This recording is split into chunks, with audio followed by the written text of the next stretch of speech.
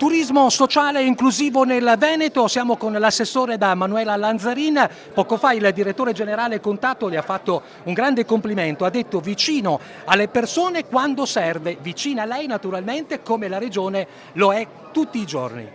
Ma io credo che sia un mio dovere per il ruolo che rappresento, ma soprattutto un piacere poter fare iniziative come queste, poter mettere in campo progettualità come quella del turismo sociale inclusivo che è cresciuta e che vede delle componenti importanti, l'inclusione a 360 gradi delle persone con disabilità, non solo da un punto di vista culturale, ricreativa, sportiva, ma soprattutto da un punto di vista lavorativo, pensiamo a inserimenti lavorativi, ma anche di autonomia abitativa con l'esperienza di uscire di casa, e questo potrebbe essere anche per il futuro insomma il primo step per una autonomia maggiore da un punto di vista abitativa. Credo che questo rappresenti anche una società che crede fortemente nel proprio territorio, nelle bellezze culturali, artistiche e turistiche del Veneto, le vuole far conoscere ma le vuole rendere accessibili a tutti.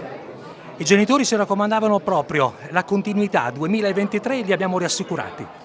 Allora, questo è un progetto, lo diciamo, che dal 2017 continua, poi ci sono stati gli stop sforzati per quanto riguarda l'emergenza e la pandemia, è ripartito alla grande quest'anno, continuerà l'anno prossimo, ma ormai è un progetto strutturale che fa parte della programmazione della Regione del Veneto. Grazie e buon lavoro. Grazie a voi.